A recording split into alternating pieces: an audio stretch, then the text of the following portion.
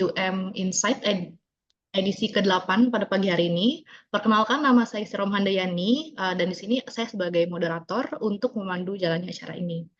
Nah, tema kita kali ini sangat menarik, yaitu mengenai Change Impact Assessment with the Innovative Impact Plus Approach.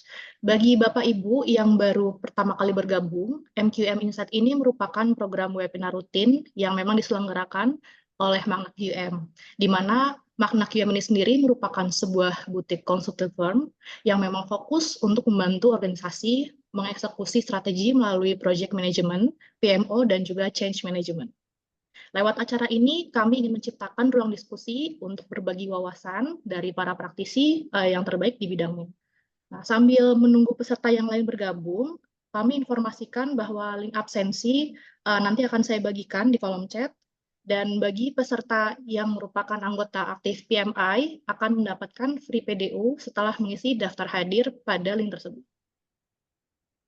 Baik, tanpa berlama-lama lagi, izinkan saya untuk memperkenalkan narasumber kita pagi ini. Ada beliau, Bapak Meko Torista, seorang praktisi berpengalaman di bidang change management dan project delivery tentunya, dengan berbagai sertifikasi internasional seperti CCMP, ProSci, dan yang lainnya. Beliau juga merupakan co-founder dari Indonesia Change Management Association dan merupakan senior partner di Magna QM.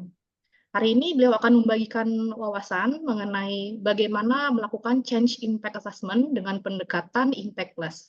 Kepada Bapak Meko Torista, kami persilakan untuk menyampaikan materinya. Silakan, Pak Meko. Ya, terima kasih Mbak Isti. Assalamualaikum warahmatullahi wabarakatuh. Selamat pagi buat rekan-rekan semuanya. Pada pagi ini ya, ternyata mungkin kalau hari Jumat pagi banyak teman-teman yang berhalangan juga ya. Apalagi kalau teman-teman biasanya kan kalau kita ngadain tuh ada yang dari change management, background-nya ada yang dari project management. Ternyata ada di jam yang bersamaan ada webinar yang istilahnya pembicaranya tuh yang tingkat dunia lah gitu, dan itu yang menjadi mungkin kita di pagi ini sepi, tapi tentunya ini tidak mengubah apa yang menjadi tujuan kita pagi ini untuk kita sama-sama berdiskusi mengenai change impact ya. Dan saya di sini tadi sudah disampaikan oleh Mbak Isti mengenai saya adalah senior partner dari Magna QM, dan kebetulan saya juga membantu Coach Edi di ICMA atau Indonesia Change Management Association. Saya juga menjadi Prince2 Ambassador dan BOD Prince2 Indonesia. Kalau mengenai sertifikasi, ini ada untuk change management saya ada beberapa seperti yang dicantum di sini. Nah, Magna QM sendiri adalah sebuah bukti consulting, dan kami juga sudah terafiliasi dengan PMI atau Project Management Institute sebagai ATP, Accredited Training Partner, serta dengan ACMP atau Association Change Management Profesional sebagai Qualified Education Provider. Dan kita sudah bekerja sama dengan banyak perusahaan, baik BUMN maupun perusahaan-perusahaan swasta. Ada beberapa di sana yang klien kami yang beberapa klien kami yang besar-besar, dan banyak lagi yang lainnya yang tidak kami sebutkan satu persatu.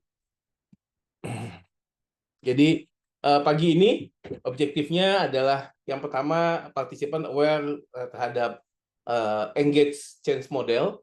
Apa itu engage? Harusnya benar namanya engage star change model. Apa itu engage star change model? Nanti saya akan jelaskan.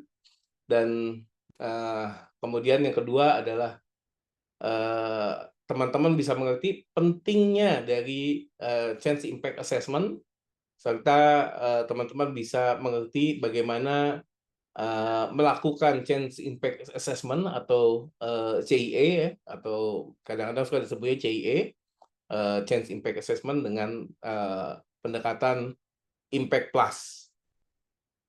Apa itu Impact Plus? Nanti akan saya jelaskan. Oke, sebagai gambaran, ini yang sering kali terjadi ya. Jadi ceritanya ada ya seorang change manager dari financial service, katakanlah namanya Yono gitu. Dan Yono ini sudah mendampingi sedang mendampingi beberapa proyek gitu untuk adopsi dari banyak hal. Jadi untuk people adoption terhadap perubahan-perubahan yang ada di company-nya. Dia melakukan yang namanya stakeholder mapping, karena udah jelas ya, biasanya kalau udah stakeholder mapping, bahkan dari sana dia udah bikin communication plan sesuai dengan masing-masing stakeholder, dan dia juga melakukan readiness assessment bahwa oh ini ready, ini enggak gitu. Tapi ternyata adopsinya tuh masih belum baik gitu ya, adopsinya tuh masih patchy gitu. Dan ada resisten pop up satu di mana-mana yang dia tidak duga sebelumnya bahwa ada resisten ini. Setelah dia lihat dari dari kondisi-kondisinya, dari apa yang sudah dilakukan, dia baru sadar bahwa yang dia problemnya itu ada root cause-nya. Problemnya itu bukan resisten sebetulnya, tapi karena tidak ada impact-impact yang terlihat. Karena itulah ada impact-impact yang tidak terlihat, sehingga orang melihat bahwa oh ini bermasalah sama saya gitu. Saya nggak mau, sehingga muncullah resisten. Jadi problemnya itu, resisten itu adalah akibat, bukan bukan sebagai sumber dari problemnya. Isu yang sebenarnya adalah bukan resistennya, tetapi ada impact yang orang-orang ini yang muncul resistennya, ada impact yang tidak menyenangkan, sehingga dia muncul impact-nya, muncul resistennya. Nah, kenapa seringkali terjadi seperti ini? Karena yang seringkali diukur di dalam sebuah proyek, ketika proyek itu dijalankan, yang seringkali, bukan cuma diukur, tapi yang seringkali yang jadi yang jadi objektifnya adalah benefit. Benefit, ketika ada benefit, orang sudah bilang bahwa oke, ini proyek, dan proyek itu dijalankan. Contohnya gini, teman-teman tahu kan proyek tol Trans Jawa. Dengan adanya tol Trans Jawa, perjalanan dari Jakarta ke Surabaya yang tadinya lebih dari 15 jam, bisa 17 jam, bisa bahkan kalau lagi lebaran bisa ke Semarang aja udah 24 jam gitu kan. Sampai Surabaya itu bisa 30 jam lebih gitu, sampai 36 jam bahkan gitu. Ketika belum ada jalan tol. Maka dibangunlah jalan tol. Dari Jakarta bisa sampai ke Surabaya. Dengan adanya jalan tol, apa benefitnya? Banyak yang berbicara mengenai benefit-benefit yang ada untuk di jalan tol. Yang pertama adalah benefit bahwa perjalanan lebih cepat. Sekarang dari Jakarta ke Surabaya itu bisa 10-11 jam. Bahkan pada saat waktu masih baru tuh kan jadinya yang benar-benar nyambungnya itu ketika zaman awal-awal COVID ya.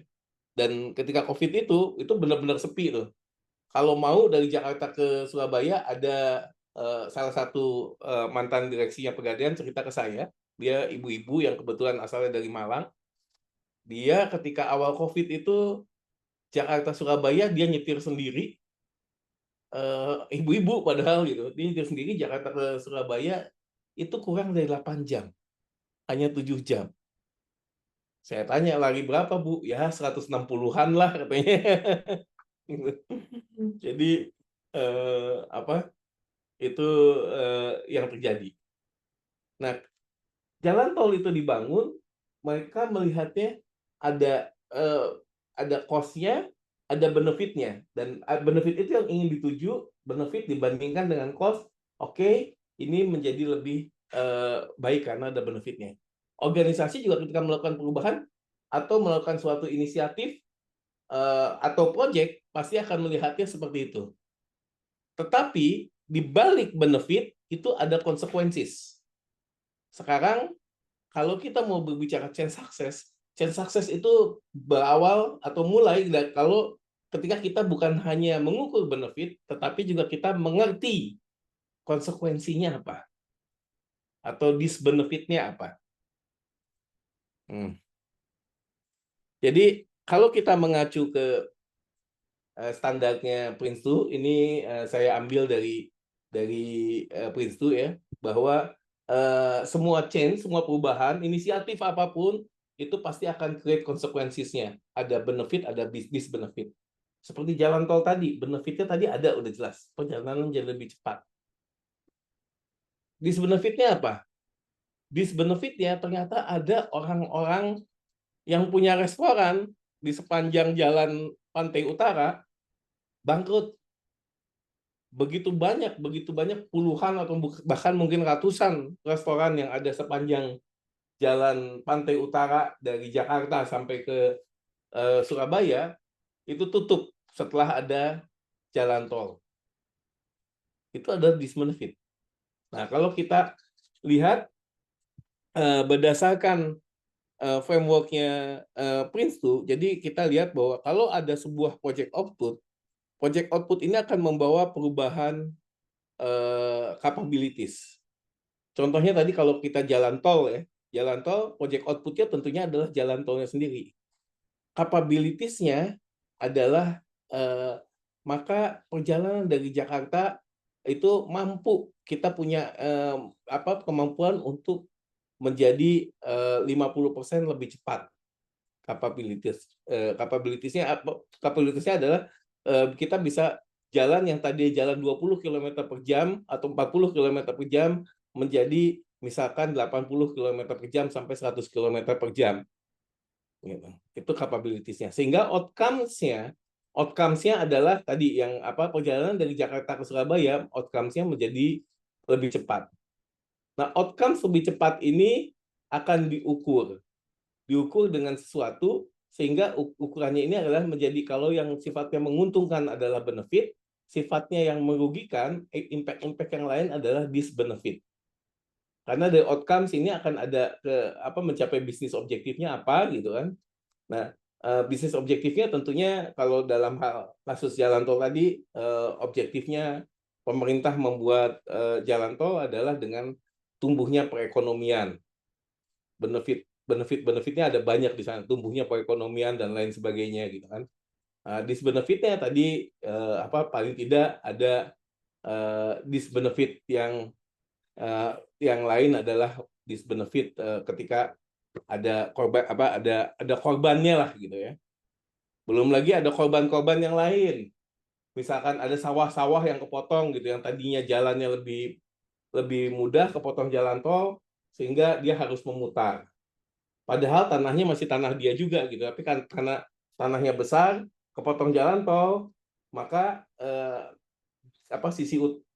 sawah yang sisi utara dengan sawah yang sisi selatan jalan tol dia harus digarap secara terpisah. Itu juga kan bagian dari disbenefit ya, konsekuensi gitu. Itu yang harus dilihat.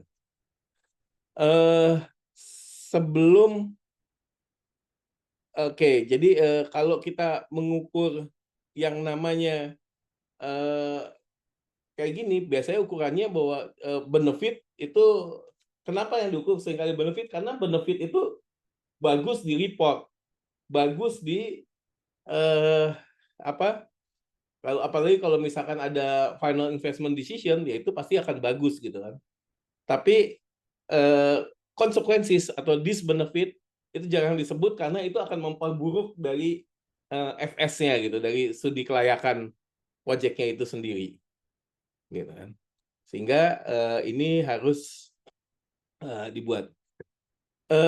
Sebelum saya lanjutkan, mungkin kalau boleh tulis di chat background Bapak Ibu, apakah ada yang project manager atau change manager atau apa, silahkan tulis di chat Bapak Ibu. Saya sambil baca, pengen tahu juga backgroundnya kebanyakan apa saat ini di sini. Apakah project manager, apakah dari HR atau change manager bahkan, atau apa. Kalau Coach Edi, saya udah tahu lah. Coach Edi senior saya gitu, mentor saya itu. Gitu. Silakan Bapak Ibu untuk mengisi di kolom chat. Ya, Mbak Humai, apa Bu Humai, Change Management Manager ya. Kalau Bu Rahmi dari apa Bu? Saya sebenarnya di development sektor, Pak Meko, agak Oke, beda, iya iya iya tapi bisa saya saya belajar change management di kampus, jadi bisa saya hubung-hubungkan sendiri. iya iya. Oke, iya iya siap. Pak Adiono Nugroho, ada Mbak Audianisa, Mbak Paramita, itu di bidangnya apa? Oke, saya lanjutkan ya. Jadi eh, apa yang terjadi kalau kita bisa melihat change sebelum itu eh, menyakitkan loh ya, atau apa menyakitkan. Jadi apa kita bayangkan gitu, bagaimana kalau kita bisa memvisualize change impact sebelum resisten. Yono tadi membayangkan bahwa kalau dia melakukan change impact, dia bisa melihat resistensinya akan ada di mana gitu kan. Terus kemudian eh, apa Yono juga bisa melihat gimana kalau kita bisa ngukur benefitnya, bukan cuman sekedar benefit. Dan dengan cara seperti ini, dengan cara Impact Plus, sebetulnya dengan Impact Plus kita akan bisa melakukan ini secara lebih terstruktur. Nah, Change Impact itu sendiri adalah bagian dari yang kami namakan Engage Star Change Model. Change Model ini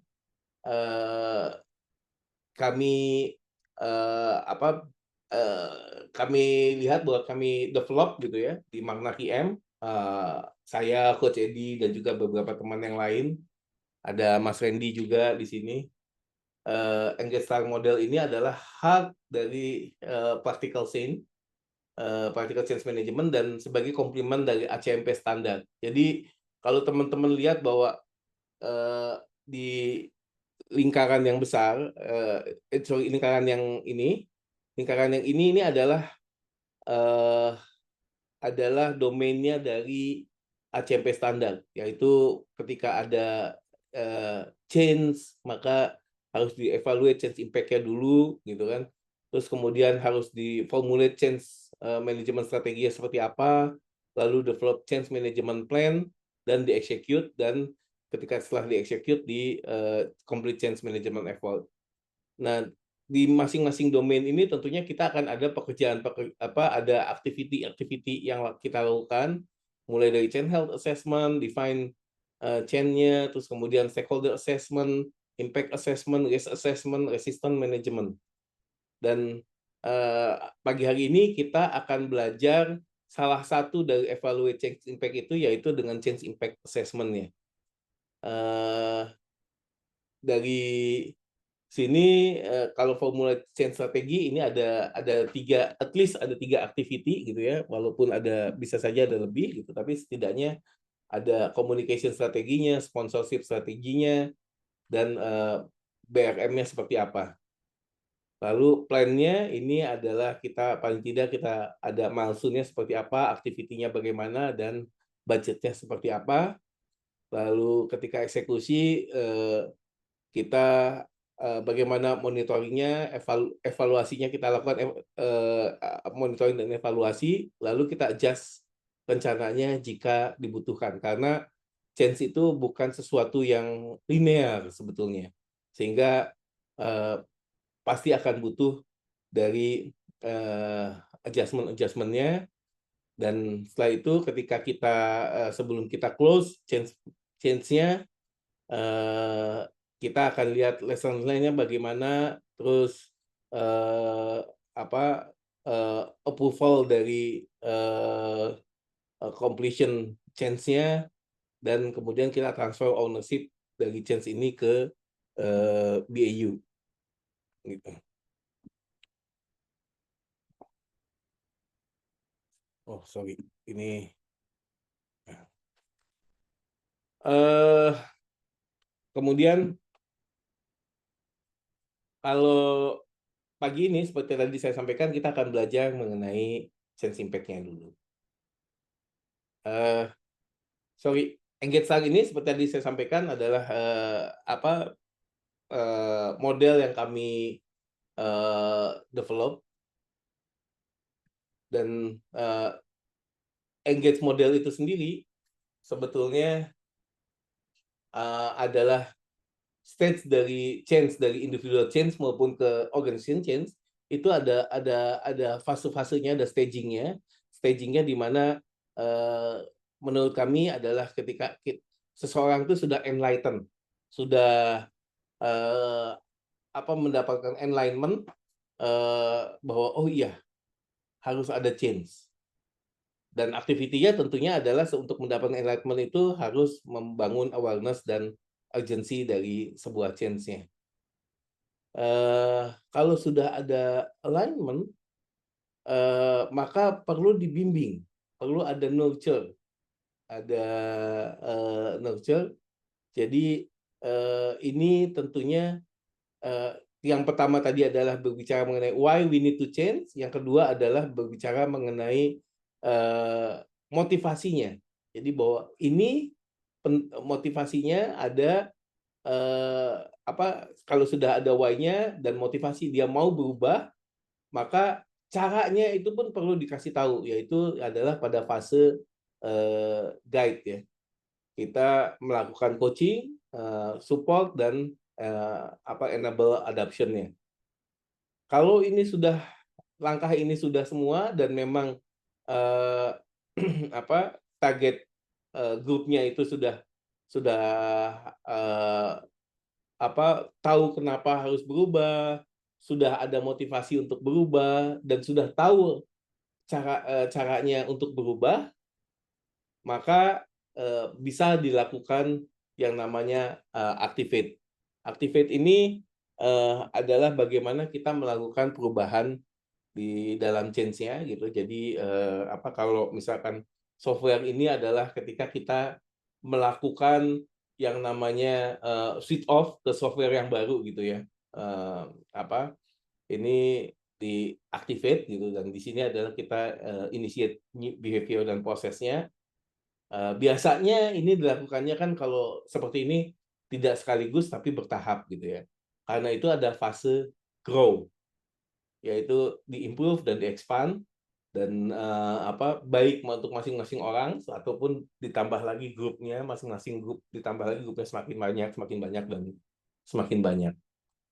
Kalau itu sudah semua, maka masuk ke fase embed, di mana change ini bagaimana change itu biar bisa sustain, terinstitutionalize gitu ya.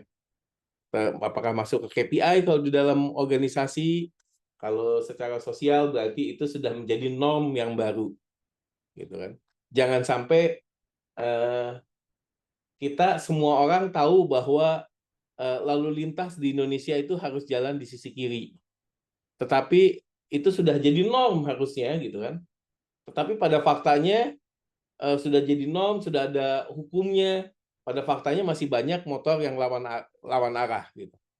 Ini artinya bahwa sebetulnya belum masuk, belum embed ke dalam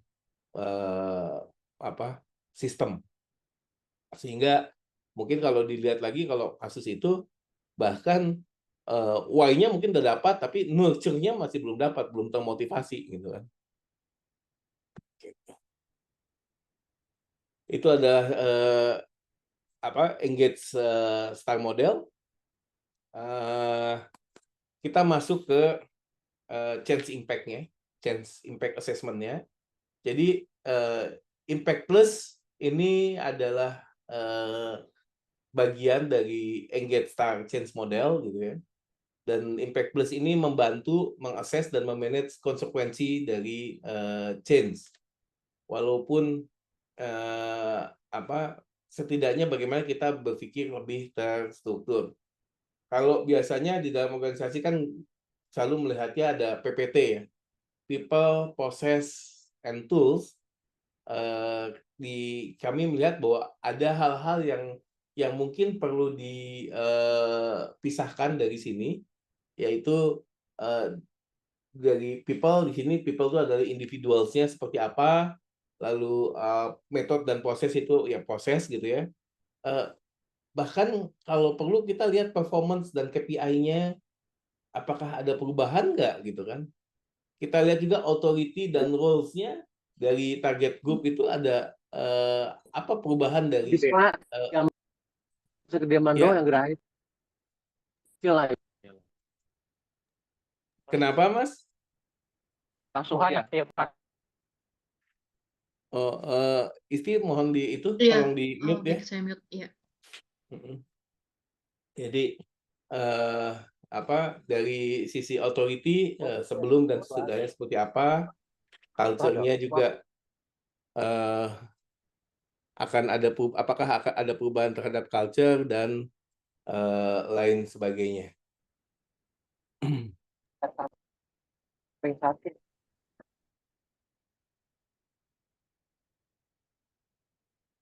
Gitu.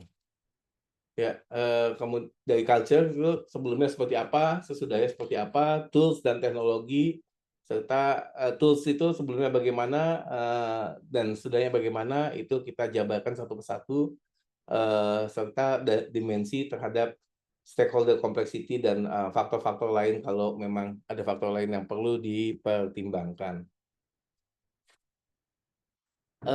Gimana caranya kita pakai change impact atau impact plus gitu ya. Yang pertama adalah kita harus mendefine impacted group-nya itu seperti apa gitu. Karena dari sini kita harus lihat bahwa impacted group-nya hanya harus dibagi-bagi berdasarkan similarity-nya ya. Jadi memang dia similar atau gimana itu tuh kita bagi-bagi menjadi grup yang similar. Dan kemudian kita kasih skor di masing-masing dimension per impacted group. Ini harus per impacted group karena masing-masing akan berbeda. Kayak misalkan tadi jalan tol ya, penanganan terhadap impacted group misalkan supir bus akap dengan impacted group-nya pemilik restoran tentunya akan berbeda. Gitu kan. Bahkan pemilik restoran yang sama-sama punya konsekuensi dengan misalkan petani yang lahannya terbagi dua, tentunya concern mereka akan berbeda. Kalau petani, dia mungkin menjadi sulit untuk menggarap lahannya gitu. Tapi kalau pemilik restoran, nafkahnya hilang, akan lebih parah lagi gitu kan. Itu makanya perlu yang namanya impact plus atau change impact ini harus dilakukan per impacted group. Nggak bisa dilakukan hanya satu change satu impact saja, tapi harus dilakukan per impacted group. Lalu kita identify high risk zone dan kita plan target intervensinya seperti apa nanti ke masing-masing impacted group. Sebetulnya sebelum ke intervensi itu kita ada sebelum ke plan intervensi kita idealnya kita lakukan lagi resikonya gitu, resikonya seperti apa gitu, analisis resikonya. Tapi kalau kita mau cepat ya kita misalkan nggak ngukur resiko ya Silahkan mau langsung dilakukan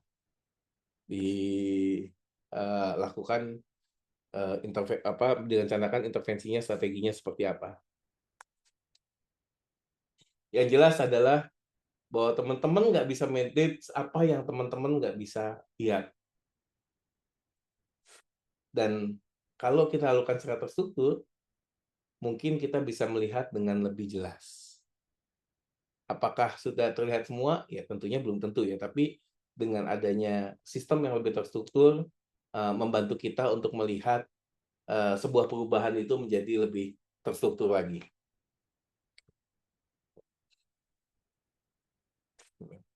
Jadi kalau kita lihat dimensinya, Impact Plus itu tadi dimensi pertama adalah I atau individuals. Yang harus diconsider itu jadi yang pertama adalah harus diconsider adalah seperti apa sih grupnya dari orang-orang yang efektif dengan apa yang terimpact dari perubahan ini gitu kan. Jadi current state-nya bagaimana, future state-nya bagaimana, lalu kemudian nanti dari semuanya ini diukur current state-nya bagaimana, future state bagaimana, dan kita diukur 1 sampai 10, di mana kalau 1 itu kecil, 10 itu perubahannya besar. Perbedaan antara current state dengan future state. Dinilai mau satu persatu atau mau sekaligus nggak masalah gitu ya. Jadi yang pertama adalah ini adalah beberapa hal yang perlu dikonsider gitu. Jadi apakah lokasinya berubah? Tadi adalah perubahannya seperti apa terhadap individu? Apakah capability-nya itu akan berubah? Apakah behavior-nya yang perlu berubah? Apa yang seperti akan perubahannya? Jadi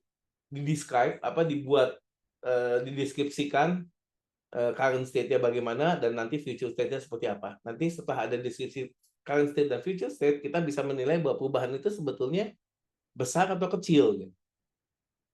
Kita lakukan diskusi. Tentunya ini bukan something yang bisa dilakukan sendirian ya, tapi ini kita harus diskusi, setidaknya change manager itu diskusi dengan project management team gitu ya. Dan tentunya dari mana dapat data-data ini? Tentunya adalah dari wawancara terhadap impacted groups. Itu harus dilakukan pendekatan-pendekatan terhadap impacted group sehingga kita tahu dari sisi mereka tuh perubahannya seperti apa. Karena bisa jadi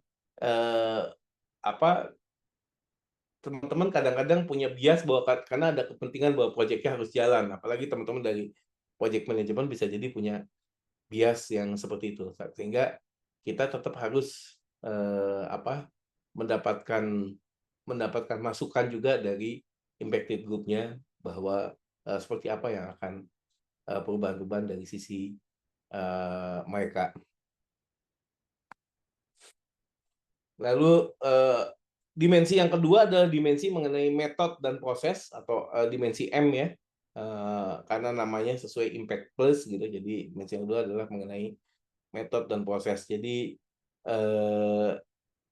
apa sih proses-proses yang berubah, workflow-nya seperti apa, dan bagaimana akan perubahannya, apakah akan ada SOP-nya atau tidak gitu kan. Terus bagaimana step-stepnya, hand off antara satu dengan lain itu gimana gitu kan, dan apakah ada opportunity untuk improvement. Nah itu current state dan future state-nya kita jelaskan secara semakin detail akan semakin baik gitu ya, sehingga dari sana bisa dilihat impact score-nya seperti apa. Terus yang ketiga adalah P atau performance dan KPI. Jadi kalau di organisasi tentunya kita lihat bahwa ini apakah akan ada perubahan KPI gitu kan, atau ada perubahan KPI, ada perubahan kompensasi, ada perubahan recognition, ada perubahan benefit dari current state terhadap future state. Kayak misalkan tadi pemilik restoran, nah di sini gede nih karena akan ada perubahan dari benefit mereka gitu kan, yang tadinya banyak yang tadinya dapat datang ratusan kendaraan tiap hari gitu ya. Kayak mungkin teman-teman kalau yang biasa road trip dari Jakarta ke arah Surabaya lewat Pantai Utara sebelum ada jalan tol, terbiasa melihat restoran yang namanya Pring Sewu ya. Jadi restoran Pring Sewu itu 40 kilo sebelum restorannya udah ada iklannya, gitu kan. 40 kilo lagi. Restoran Anda mau istirahat, restoran Pring Sewu 40 kilo lagi. Gitu. Padahal 40 kilo itu sebelum ada tol bisa jadi ditempuh dalam waktu 2 jam. Gitu. Karena macet gitu kan. Tapi iklannya sudah ada dan tiap 5-10 kilo ada iklan yang sama gitu. Itu sekarang dan restoran Pring Sewu itu cukup banyak berhenti karena mungkin iklannya sangat ini ya, jadi orang banyak yang penasaran juga. Tapi begitu jalan tol dari Jakarta ke Surabaya jalan, restoran Pring Sewu pada tutup semua gitu. Lalu kemudian mereka ada beberapa yang pindah ke rest area, tapi tentunya ini kan akan impact banget terhadap benefitnya mereka gitu, sehingga di sini bisa diukur bahwa sebetulnya ini signifikan. Yang berikutnya impact ini berarti nomor 4 ya, authority and roles. Jadi kalau di dalam organisasi tentunya akan dilihat bahwa authority dan roles-nya ini dimensi bagaimana reporting line-nya apakah akan berubah gitu kan, reporting line akan berubah. Terus jadi rules dan struktur ini apakah akan berubah juga, bisa jadi terhadap lokasi juga akan berubah gitu kan, yang misalkan ketika COVID lokasi yang tadinya kerja di kantor jadi di rumah gitu, ketika COVID selesai balik lagi ke kantor gitu kan, ini perubahan yang signifikan gitu karena ternyata dengan modelnya setelah pekerjaan setelah COVID juga tidak sama 100% dengan sebelumnya, karena walaupun kita ke kantor ternyata kita tetap aja lebih banyak melihat ke video conferencing. Hanya bedanya kalau dulu video conferencing dari rumah, sekarang video conferencing dari kantor gitu. Kalau dulu kan benar-benar sedikit lah kita pakai video conferencing, sekarang jadi banyak banget nih. Ini kita harus lakukan juga gitu ya. Ada hal-hal lain mungkin hubungan dengan authority and rules bisa jadi gitu kan. Yang berikutnya ada culture and belief. Di dimensi C ini adalah dimensi culture and belief. Jadi bagaimana change ini align dengan challenge yang eksis di dalam organizational value and beliefs. Ini mungkin yang perlu jadi consideration ketika kita ngomong culture and belief. Kita harus lihat bahwa culture and belief yang benar-benar terjadi di organisasi ya, bukan culture and belief yang ada di dalam laporan tahunan. Kalau dalam laporan tahunan organisasi-organisasi besar kan biasanya ada culture kita A, B, C, D semuanya indah gitu kan. Tapi pada faktanya yang ada di lapangan belum tentu semuanya indah gitu. Sehingga makanya bahwa secara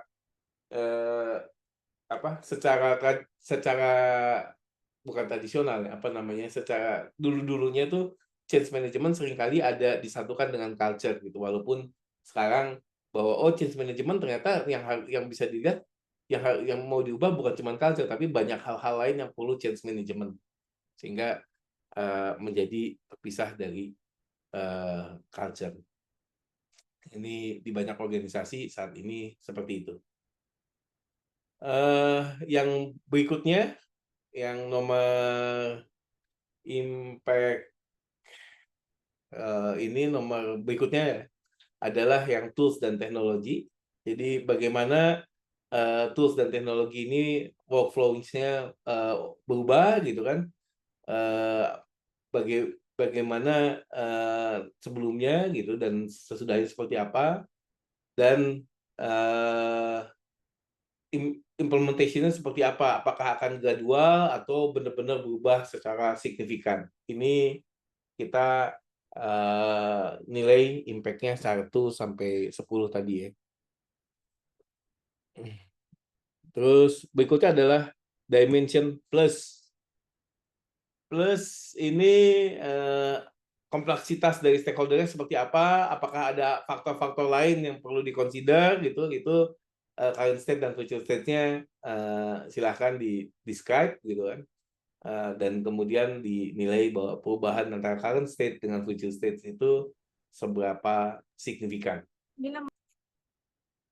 Jadi kita di sini nilainya adalah berdasarkan signifikansinya. Oke, lalu kemudian semuanya direconcile jadi satu ya, dijumlahkan. Mulai impact plus ini, jadi ada impact plusnya masing-masing score ditulis dan dijumlahkan. Nah, biasanya kalau ini sudah dijumlahkan, kami di Makna QM sih ada angkanya gitu ya. Angkanya menurut kami kalau 49 sampai 70 itu impact-nya adalah tinggi gitu kan.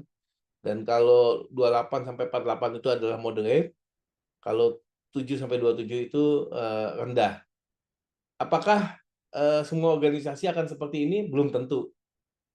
Tergantung appetite terhadap perubahannya seperti apa, organisasinya cukup agile atau tidak gitu kan. Apakah kalau tadi Bu Rahmi yang biasa social development, nah tentunya harus lihat dari culture-nya juga seperti apa gitu ya, bahwa perubahannya ini apakah high, moderate atau low, karena ini nantinya akan tergantung pada bagaimana penanganan kita terhadap perubahan tersebut.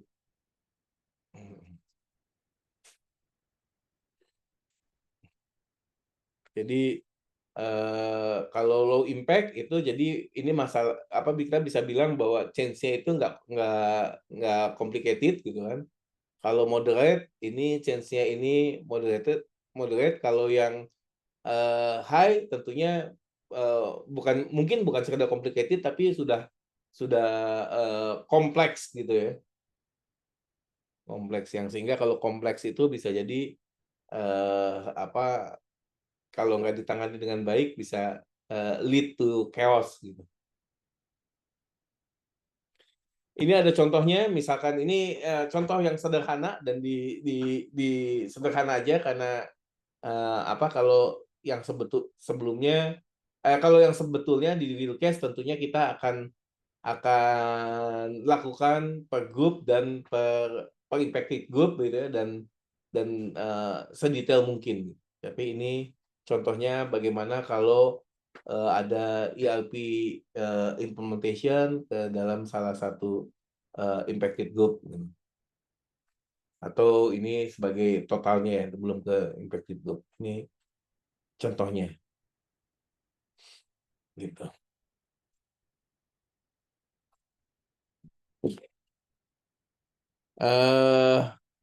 Silakan kalau ada pertanyaan. Ya, baik, Bapak Ibu, saatnya sekarang sesi tanya jawab. Terima kasih sebelumnya Pak Meko untuk pemaparannya. Bapak Ibu yang mau bertanya boleh raise hand langsung atau bisa menyampaikannya melalui kolom chat. Silakan Bapak Ibu.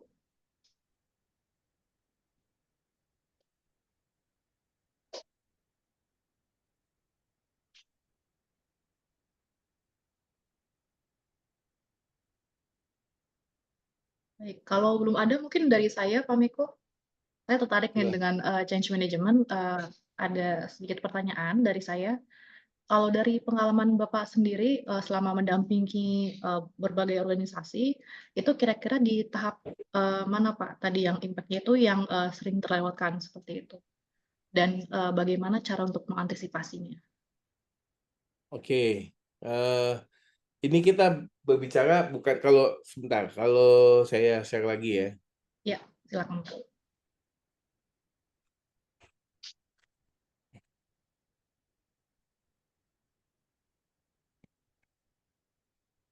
Jadi kalau berdasarkan model yang ini, Engage Star, maka change impact itu kan dilakukannya duluan kan, karena di-evaluate change impact. Pertanyaannya kalau dibandingkan dengan project-nya, artinya kalau project-nya itu ada misalkan project kayak ERP gitu ya, kapan akan dilakukan, kapan sih sebetulnya change management masuk ke dalam project tersebut gitu. Jadi bukan hanya sekedar change impact, tapi kapan change management masuk ke dalam project-nya gitu. Ini jawabannya adalah yang sering kali terjadi project-nya udah selesai, project-nya udah diinstal, software udah diinstal kalau misalkan ERP gitu. Tapi ternyata ketika ada resistan baru deh mulai gitu bahwa ini change management dibutuhkan gitu kan. Change management tuh pokoknya biasanya sering kali dianggap yang salah deh kalau project-nya berhasil, nggak dikasih tepuk tangan, tapi kalau misalkan project ada masalah, change manajemennya kemana aja sih selama ini gitu kan. Nah, kalau dari change management dan kami melihat dari standarnya CMP maupun dari pengalaman kami, akan lebih baik kalau change management itu di-engage atau dilibatkan sejak awal project gitu ya. Jadi bahkan ketika project-nya masih inisiasi, change management itu idealnya sudah dilibatkan gitu, sehingga change management sudah bisa mengukur hal-hal seperti ini gitu kan, sudah bisa mengengage dari para stakeholder yang terdampak oleh project-nya gitu kan. Sehingga resisten itu bisa berkurang. Karena kalau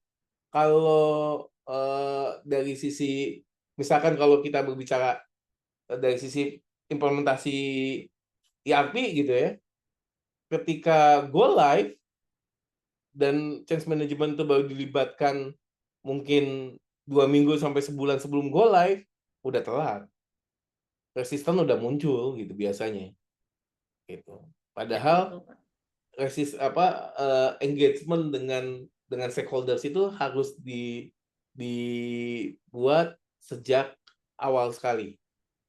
Nah, ini kalau kita berbicara stakeholders management dari sisi project management, itu biasanya melihatnya lebih ke arah bahwa apakah stakeholders itu akan mengganggu project saya apa tidak. Lebih ke arah sana gitu. Tapi yang perbedaannya, kalau dari sisi change management itu akan melihat bagaimana kita bisa mengubah mindset atau behavior-nya impacted group gitu kan, sehingga stakeholders yang terimpact tuh bagaimana bisa diubah mindset dan behavior-nya. Nah, oleh karenanya sebetulnya project management itu adalah fokusnya pada sisi technical, dan change management fokusnya dari sisi people-nya. Jadi jawabannya adalah bagaimana kita bisa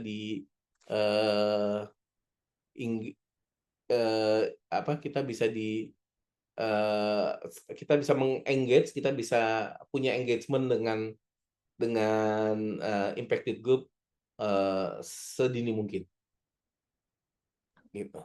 Ya, baik. Terima kasih untuk jawabannya Pak Meko. Di kolom chat, Mbak Rahmi ada pertanyaan. Jika ada beberapa impact groups, skor akhir itu dibobot berdasarkan signifikansi grup yang mungkin berbeda-beda, atau tidak perlu karena intervensi per grup juga dibuat masing-masing. Oke, Mbak Rahmi, terima kasih. Ini pertanyaan yang bagus sekali, dan ini menunjukkan pengalaman Bu Rahmi memang sudah sangat involved banget dengan change management. Oke, pembobotan pada impacted group itu akan menjadi lebih baik lagi karena dengan adanya pembobotan kita tahu prioritas mana yang akan lebih prioritas untuk kita lakukan intervensinya gitu. Tapi tetap intervensinya adalah idealnya intervensinya tentunya akan berbeda intervensi tadi kalau saya kasih contoh bahwa intervensi terhadap pemilik restoran dengan intervensi terhadap para petani yang lahannya terbagi dua karena jalan tol tentunya akan berbeda gitu kan. Gitu. Itu tapi di sini kita bisa melihat bahwa dibuat pembobotan terhadap signifikansi grupnya untuk kita melihat mana yang kita prioritaskan dulu untuk kita intervensi. Gitu. Karena kalau enggak bagaimanapun juga yang namanya resources itu kan selalu terbatas ya. Jadi itu penting. Gitu barangkali Bu Rahmi. Ya, baik. Coach Edi ada komentar barangkali Coach? Silakan Coach Edi. Ya.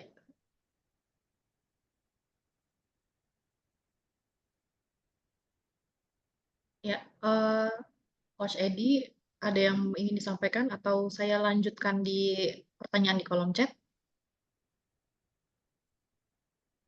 Saya lanjut di kolom chat aja dulu ya Pak ya, izin ya. Ya, silakan. Ya, baik. Ada pertanyaan dari Bu Devina.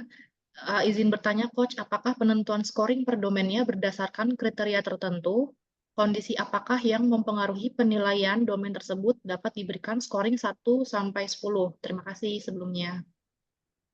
Oke, Mbak Devina, jadi apa penentuan scoring per domainnya itu kriterianya tadi ada beberapa pertanyaannya dan memang penentuan angkanya ini mencoba untuk membuat sesuatu yang kualitatif menjadi kuantitatif, gitu kan? Kenapa kita perlu perlu untuk melakukan kuantitatif terhadap sesuatu yang kualitatif agar kita bisa menilai perubahannya itu seberapa signifikan. Jadi pengaruhan penilaian itu dapat scoring 1 sampai 10 adalah kita melihat dari current state-nya terhadap future state itu signifikan nggak bedanya. Dan bagaimana kita tahu itu bisa signifikan atau tidak? Ya tentunya dengan kita mendapatkan input dari impacted group-nya itu seperti apa. Kita juga diskusi dengan project manager gitu ya. Ini penting untuk kita melibatkan banyak orang gitu. Apakah ini tentunya apakah sebelumnya itu kita lakukan, bisa jadi kalau ini perubahannya besar kayak jalan tol tadi, bahkan bisa jadi dilakukan survei dulu untuk melakukan change impact workshop gitu kan. Setelah ada survei ini kemudian melakukan workshop diolah di internal sendiri, itu udah bisa besar kalau sesuatu yang change yang besar gitu kan. Tapi kalau change yang kecil ya mungkin kita bisa akan lebih mudah gitu. Saya pikir kalau seperti Bu Rahmi itu change-nya apalagi berbicaranya mengenai sesuatu yang social development, biasanya perubahan change-nya tidak akan lebih besar daripada organisasional change yang untuk di dalam organisasi. Gitu. Jadi cukup jelas ya. Gitu. Ya, baik. Terima Ya. kasih Pak Meko. Untuk Ya, pertanyaan. selamat pagi. Sorry. Oh iya, selamat Halo. pagi Pak. Iya, halo. Iya, Terdengar Pak. maaf nih, kalau di background ada suara-suara yang macam-macam nih. Pagi, Coach Meko, tadi saya kira pertanyaannya Mbak Rani ya. Ya, saya pikir memang kalau untuk di social social change itu memang kayaknya per stakeholder harus masing-masing tadi ya penekanannya kan.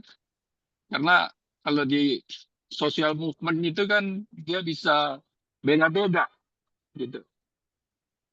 Ya itu mungkin tambahan dari saya. Ya. Kedengaran suara saya? Sorry. Kedengeran Jelas, Pak? Coach? Aman-aman. Ya, aman. Ya, Ya, terima kasih. baik. Saya lagi di jalan ini sebentar. Oke. Ya, Ya, hati-hati silakan Coach. Coach. Nggak Ya, nyetir kan, Ya, Coach? baik. nggak. Cuman banyak banyak gangguan. Ya, ya. Oke. Ya, clear. Coach, mungkin saya juga mau nanya ini clarify juga gitu ya. Tadi Coach jelasin tentang this benefit gitu ya. Saya Ya, kepikir bahwa this benefit itu bisa masuk juga impact ya. Yang betul, harus Coach. Oh, oke. Betul. Oke. Justru impact itu ada dua sebetulnya. Jadi impact itu ada benefit dan disbenefit. Jadi mana? Oke. Nah, sini. Jadi kalau kita berbicara ada capabilities, ada outcomes, tentunya akan muncul konsekuensi gitu ya. Konsekuensinya itu biasanya konsekuensi itu disebutnya sebagai disbenefit, tapi sebetulnya sama seperti risk, ada positive risk, ada negative risk gitu kan, di mana negatif biasanya yang kita bahas yang kita sebut sebagai risk itu adalah yang negative risk, padahal secara keilmuan risk itu bisa jadi ada positive risk. Karena Jadi diskrepensi antara planning dengan fakta itu karena masih possibility itu adalah risk, di mana jadi bisa aja possibility-nya adalah positif dan possibility negatif. Sama konsekuensi juga ada konsekuensi negatif dan ada konsekuensi positif. Gitu Coach. ya baik, Coach. Terima kasih, Coach. Ya, dilanjut. Terima kasih. Monitor Sama-sama. saya. Hati-hati Ya, di jalan, baik. Coach. Terima kasih Pak Edi, hati-hati di jalan. Baik, untuk selanjutnya ada pertanyaan dari Bu Humaina di sini terkait bagaimana caranya untuk memastikan hasil dari change impact assessment tidak hanya berhenti di documentation exercise, tapi juga benar-benar digunakan untuk menentukan arah strategi dan perencanaan ke depan. Oke. Kalau menurut saya ini tergantung dari change management team yang menjadi change management team untuk sebuah project ya. Karena sebetulnya kalau kita lihat dari sini bahwa change impact assessment ini masih ada langkah-langkah berikutnya sebelum bisa dibuat strategi dan dibuat planningnya. Jadi change impact assessment ini is not just a documentation, tetapi satu memang itu dokumentasi dan itu bukan dokumentasi something yang fix gitu. Bahkan menurut saya itu adalah live documentation yang bisa jadi kita perlu update ketika kita menemukan hal yang baru, walaupun kita sudah ada di pada saat waktu eksekusi gitu ya. Nah, bagaimana agar tidak sekadar jadi dokumentasi? Karena sebetulnya ini adalah rangkaian pekerjaan yang mulai dari change impact assessment. Karena berdasarkan change impact assessment kita baru bisa akan membuat risk assessment-nya. Kita tidak bisa membuat risk assessment terhadap suatu change tanpa kita membuat impact assessment. Dan dari sana kita juga akan pengaruh terhadap resistance management-nya. Kalau sudah ada itu semua, kita baru bisa bikin strateginya. Kalau kita cuma bikin strategi, kita nggak ngelihat change impact assessment, ya ini lalu strateginya berdasarkan apa gitu kan? Gitu. Jadi ini semua bukan sekedar dokumentasi, tapi ini semua adalah saling terkait, menjadi bahan atau menjadi input bagi langkah-langkah selanjutnya di dalam change management. Kalau kita ini jadi suatu dokumentasi, langkah-langkah selanjutnya ini akan gimana ya? Kalau kita akan ini hanya sekedar jadi dokumentasi, langkah-langkah strateginya segala macam pasti akan ngawur. Karena nggak melihat change impact-nya seperti apa gitu kan. Lalu kemudian yang jadi masalah di dalam organisasi yang banyak change-nya, fungsi change management sebagai CMO itu kan nggak menjadi semua nggak menjadi change manager bagi setiap perubahan yang ada gitu kan. Nah, kalau seperti itu, maka bagaimana ada guideline atau bahkan ada audit dari fungsi terhadap proyek-proyek yang signifikan. Gitu. Seperti misalkan project management tuh ada dari PMO itu ada salah satu fungsi audit. Gitu.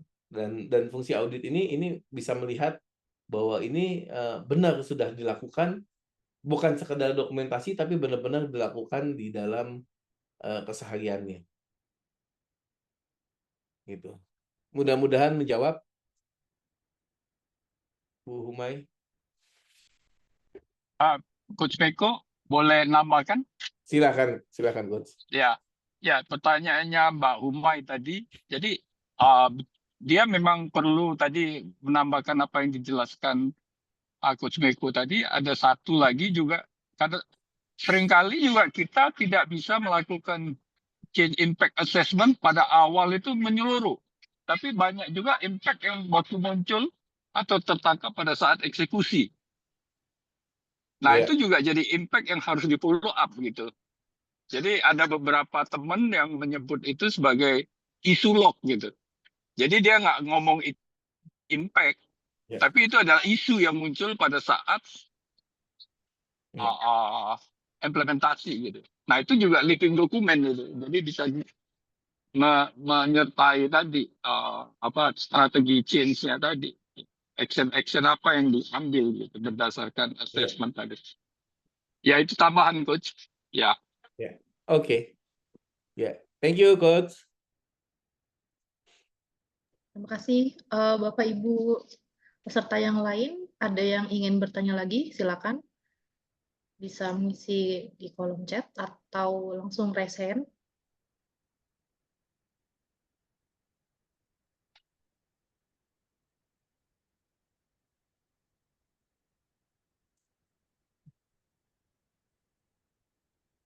Dan di sini, ya silakan. Kalau nggak ada pertanyaan, mungkin saya yang bertanya kalau gitu. Jadi Silakan, Pak.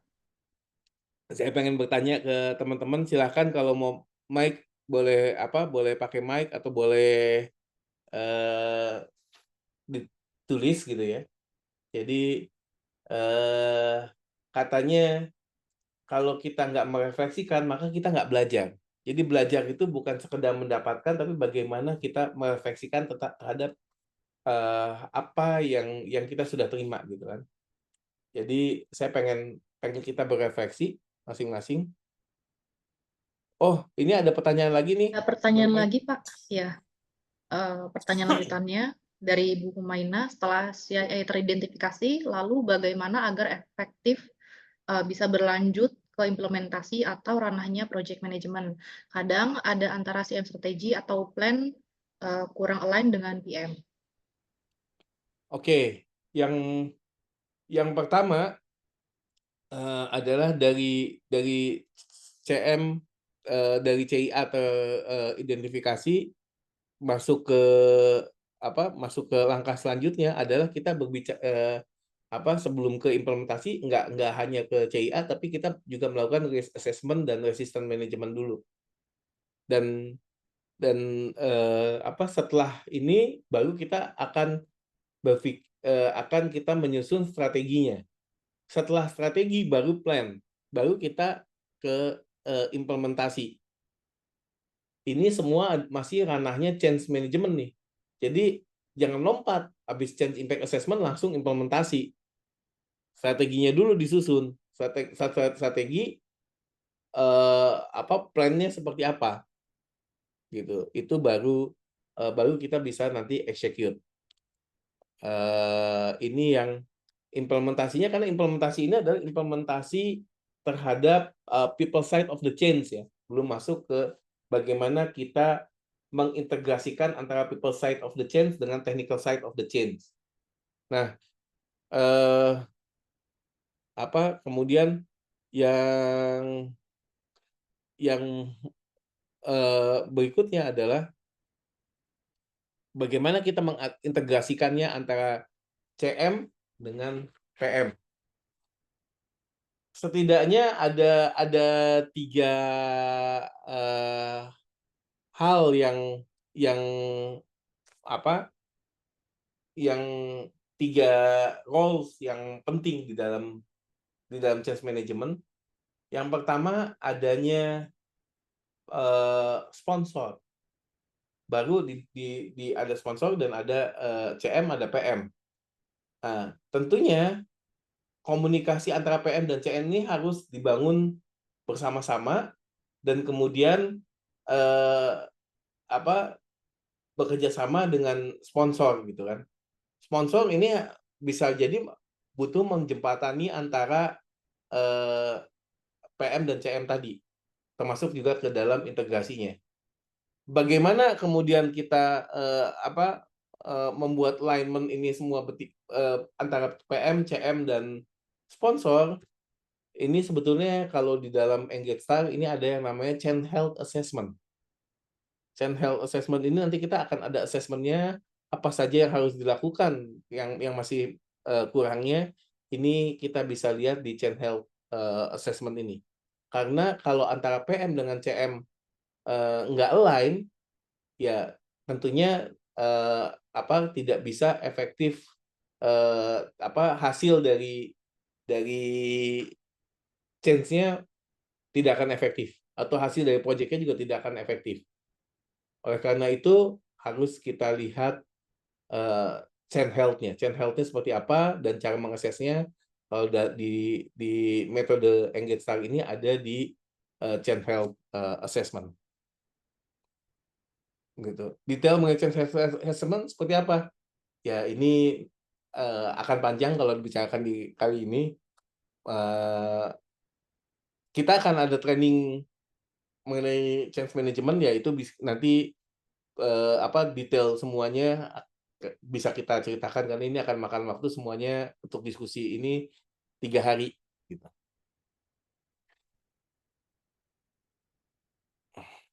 Ya, baik. Bapak Ibu yang lain, ada yang ingin ditanyakan kembali? Silakan.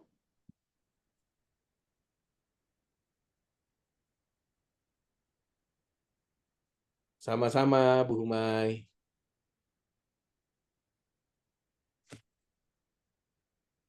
Ya, Ya, silakan kalau nggak ada dilanjut, Pak Mike. pertanyaan, saya lanjut ya, bahwa mungkin kita bisa merefleksikan silahkan kalau mau ada yang menggunakan mic atau mau nulis juga boleh. Yang pertama adalah apa yang Anda hal baru apa yang Anda dapatkan mengenai perubahan gitu kan. Dan kalau kita bayangkan dengan perubahan yang Anda lakukan saat ini, area apa yang butuh perhatian Anda, yang menjadi prioritas gitu ya. Terus apa yang Anda lakukan secara berbeda setelah hari ini. Mungkin ada yang bisa menjawab lewat mic, atau ada yang mau nulis juga silahkan.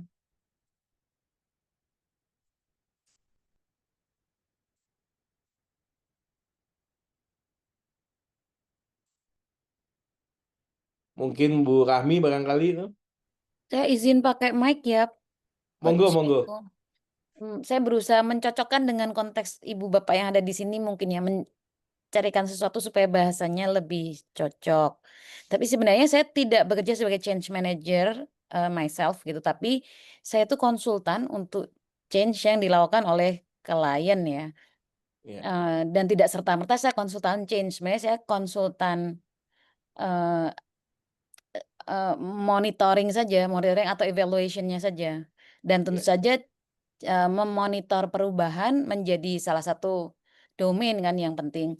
Tapi saya gini, change yang ada di sektor saya bekerja misalnya bisa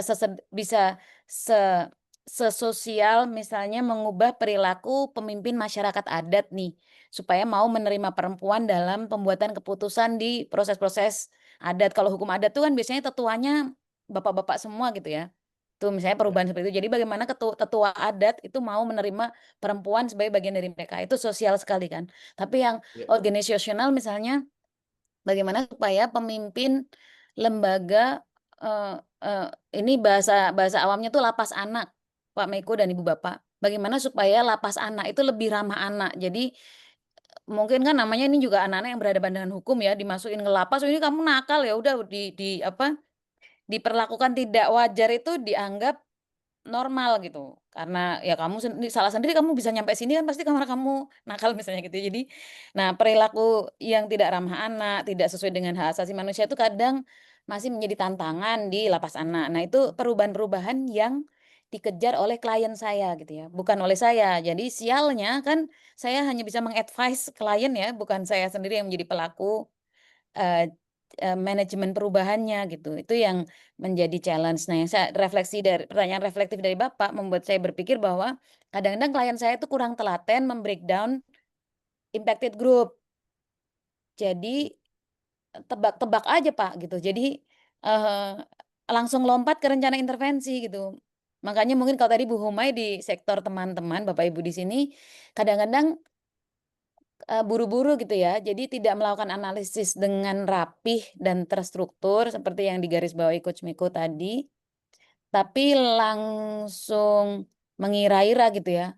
Oh ini mestinya yang harus berubah adalah X, Y, Z dan kita beginikan saja supaya mereka mau nerima eee, hal baru yang mau kita introduce entah itu teknologi atau sistem gitu kan. Kalau dalam konteks kerja saya tadi dalam contoh lapas anak misalnya, oh ini ada panduan dari kementerian yang melarang apa sih, kok sipir namanya apa ya, pembina pengawas pembina, memukul gitu ya, memukul tuh nggak boleh, pokoknya udah sosialisasikan saja. Padahal mungkin dalam keadaan emosional tuh pembina tuh gemes juga gitu ya sama anak-anak itu. Jadi adopsi itu tidak tuntas, karena disbenefit itu tidak dipetakan dengan baik. Misalnya, "Lah ini lama ya nggak manut gitu, anaknya nggak patuh," gitu kan, "saya pukul saja," gitu Ya. kan, biar takut sama saya. Jadi ketakutan masih menjadi alat untuk mendapatkan kepatuhan gitu. Mungkin kalau di Ya. perusahaan, saya potong aja bonusnya gitu ya kalau nggak patuh. Padahal norma baru belum terbentuk sehingga kalau, disbenefit yang sifatnya insentif seperti, apa, tunjangan dan lain-lain itu goyang, ya perilakunya nggak bakal bisa dapat gitu ya. Nah mungkin kalau area yang perlu saya perhatikan adalah mungkin tools itu tuh kalau di sektor saya tuh susah Pak pakai tools yang sangat rapi, nanti jadi orientasinya ngisi tools gitu ya. Jadi Ya, ya. tapi mungkin harus mencari jalan tengah gitu antara pakai tools gitu ya, framework yang lebih rapi, analisis yang lebih tahap demi bertahap gitu ya, step by step, eee, tapi harus dilakukan gitu dan supaya mungkin nah ini jadi harus ada proses change untuk menggunakan tools, kalau di sektor saya gitu loh. Itu Betul, adalah betul, Bu. change tersendiri yang harus didorong. Sebenarnya kalau Ya. di sektor saya sih 20 tahunan yang lalu nih banyak tools yang dipakai lazim gitu ya, stakeholder analysis yang ruwet gitu ya. Nah, tapi yang generasi pemimpin baru di sektor saya ini agak kurang telaten gitu. Mungkin cara berpikirnya agak berbeda dan adalah challenge untuk mendorong penggunaan tools-tools yang terstruktur gitu sih. Kalau refleksi saya ya, Pak Miko, makasih. Oke, ya memang apa di Indonesia ini negara yang ini Bu, apa kurang dalam hal dokumentasi dan memang pengen apa-apa pengen cepat, pengen cepat gitu kan. Jadi kita kurang banyak dalam banyak hal kita kurang telaten gitu. Itu culture itu yang justru kita perlu ubah juga gitu. Sepakat dengan Ibu, Bu, bahwa memang mungkin bahkan untuk penggunaan tools change management pun kita harus melakukan change sendiri gitu kan. Gitu. Mungkin ada yang lain yang mau sharing apa yang didapat dari hari ini? Silakan. Izin sharing Coach, tapi mohon maaf belum bisa on cam. Monggo. Iya. Mengingat 3 hari perjalanan kemarin dengan ACEP via makna QM, kemudian sekarang juga di remind lagi terkait change impact assessment begitu ya, kemudian merefleksikan kepada change yang saat ini sedang kami jalani begitu, termasuk di dalamnya melakukan menemukenali change impact dan stakeholder assessment-nya seperti apa. Dan itu betul kata Coach Edi, itu living dokumen ya. Kayaknya kami nggak pernah puas-puas untuk lihat lagi Cie, yang udah kemarin dibangun berhari-hari, kemudian oh ada ketemu lagi, oh ada area lain yang akhirnya terdiscover, terdampak, tapi kemarin belum begitu ya. Nah kemudian dari situ kembali kepada refleksi pertanyaan yang pertama dari Coach adalah bagaimana sih kami memandang perubahan begitu ya. Ternyata perubahan itu luas ya, kemudian dalam, tidak hanya sekedar kepada perubahan tools, technical, atau hal-hal yang terkait dengan physically atau struktur, tapi di situ ada people atau ada orangnya nih gitu. Ada people side yang kadang kita kurang touch on dari sisi emosionalnya, dari sisi perasaannya begitu. Apa yang mereka rasakan, apa yang mereka pikirkan, dan nanti itu berdampak kepada act yang bagaimana begitu ya. Kemudian change yang kami alami ini ternyata tidak hanya satu, tidak hanya dua pada saat yang bersamaan. Ada proyek lain yang harus juga proyek lain yang menjadi berdampak kepada pekerja gitu ya perubahannya. Akhirnya apa? Kadang ada yang fatigue, kadang ada yang sudah antipati gitu ya, kadang ada yang masih menunggu. Artinya ada itu. Jadi change itu tidak bisa kita harapkan hanya terjadi satu momentum, itu hanya ada satu change gitu. Lalu akhirnya juga yang menjadi pain point gitu. Kadang yang dikatakan sebagai sponsor yang harusnya adalah sebagai accountability kepada change implementation. Kemudian kepada yang kalau bahasanya Coach Meko yang saya ingat adalah sponsor itu adalah orang yang KPI-nya itu berdampak gitu dari hasil perubahan. Orang yang berkepentingan kepada perubahan karena akan berdampak kepada KPI-nya atau kepada target-targetnya, dan dia adalah konsekuensinya ada di dia gitu. Kalau tidak berubah atau gagal berubah, itu yang saya ingat dari Coach Meko waktu itu. Tolong koreksi kalau saya salah gitu ya. Betul, Nah, betul.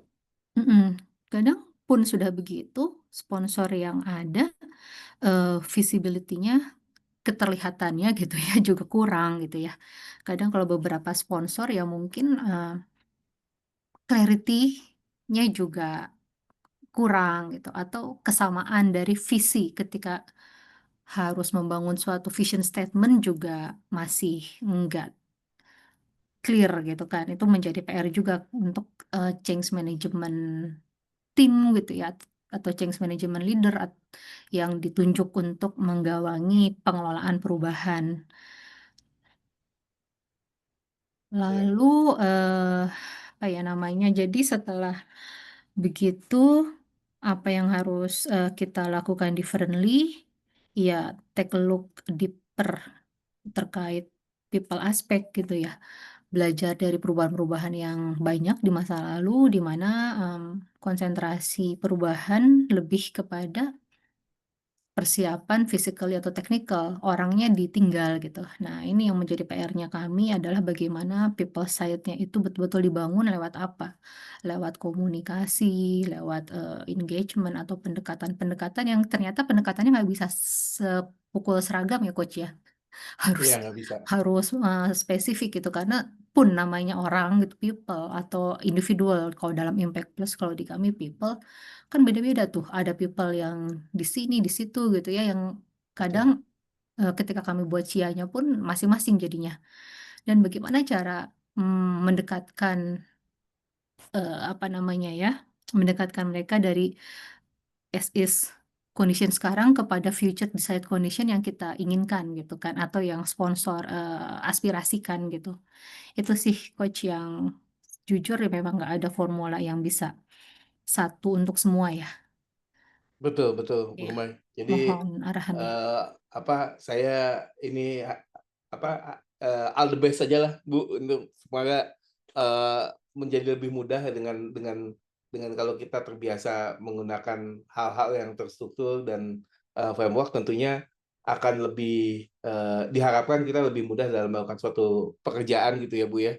Dan memang menjadi tantangannya adalah bagaimana kita mensosialisasikan atau agar teman-teman yang lain mengadopsi cara berpikir dan bekerja lebih terstruktur ini. Itu mungkin Bu yang saya bisa komentar, dan terima kasih untuk sharingnya. Satu lagi kali barangkali ya Mbak Isti ya. Boleh Pak, silakan. Siapa lagi?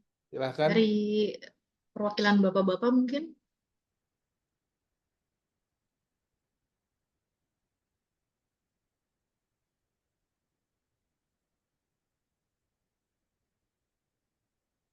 Oke, kalau nggak ada yang mau disampaikan lagi, pengumuman dari Mbak Isti barangkali. Ya, baik. Sebelumnya terima kasih Pak Meko atas sharingnya yang sangat bermanfaat pagi ini.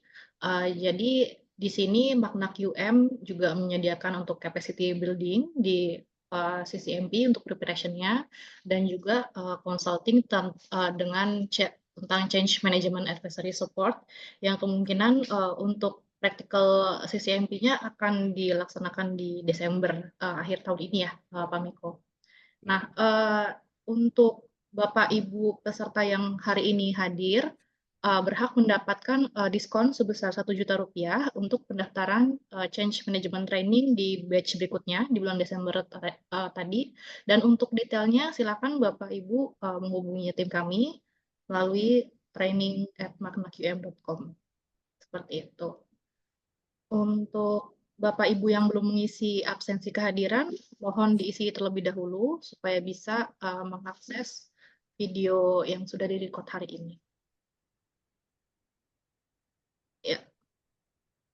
Ya mungkin ini juga ada kalau selain training change management ada beberapa jadwal training mengenai project management dan PMO serta program manajemen di Magna QM sampai akhir tahun ini ada beberapa jadwalnya, November dan Desember ya. Silahkan kalau barangkali ada Bapak dan Ibu yang tertarik. Dan ini semua sertifikasinya adalah sertifikasi dari PMI, dari Project Management Institute. Ini kalau boleh tahu bedanya antara PMI, PMOCP dengan PMP bagaimana ya? Kalau kami perlu menyelaraskan atau menambah knowledge di project management yang mana nih Coach? Ya, kalau untuk menambah knowledge di project management itu yang PMP Bu Humay. Kalau yang PMI, PMOCP itu jadi bagaimana untuk mengelola office-nya, mengelola PMO-nya. Gitu. Jadi karena PMO ini biasanya adalah sebuah fungsi ya, dan CMO itu adalah sebetulnya adalah sebuah PMO juga, gitu. Tapi PMO yang punya CMO itu kan Change Management Office gitu ya. Itu adalah sebuah PMO yang punya mandat khusus mengenai project-project yang sifatnya adalah people side of the change gitu. Jadi sama-sama PMO juga sebetulnya. Jadi PMO itu adalah lebih bagaimana mengelola office-nya untuk untuk mensukseskan proyek-proyek yang dilakukan. PMP itu adalah bagaimana mengelola sebuah proyek agar proyek itu sukses. Gitu. Oke. Kalau yang nomor 2 ini nanti can lead to certified PMP lewat PMI atau gimana Coach? Lewat PMI. Ya. Bisa sertifikasi juga untuk yang Bisa sertifikasi, project management profesional. Betul. Jadi hanya ada online ya? Ya, trainingnya untuk yang di bulan Desember online. Tapi kalau memang jumlahnya mencukupi kalau memang Bu Humay ada kebutuhan untuk offline dan jumlahnya mencukupi, ya nanti kita buatkan offline-nya, Bu. Baik. Oke, Coach. Terima kasih. Sama-sama.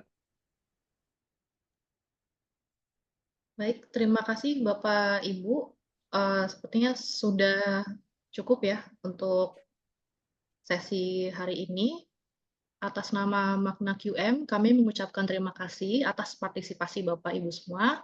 Sampai jumpa di MQM Insight edisi berikutnya. Assalamualaikum warahmatullahi wabarakatuh. Terima kasih Bapak Waalaikumsalam Ibu. warahmatullahi wabarakatuh. Terima kasih Bapak Ibu Waalaikumsalam semuanya. warahmatullahi wabarakatuh. Terima kasih Waalaikumsalam banyak. warahmatullahi Terima wabarakatuh. kasih ilmunya. Terima Barokah. kasih pemikir moderator semua. Waalaikumsalam. Terima kasih Bapak Ibu. Kasih izin live. Ya.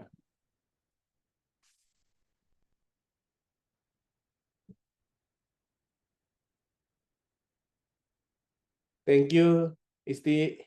Izin live ya. Iya, makasih Pak Meko. Yuk, Assalamualaikum. Iya, Waalaikumsalam.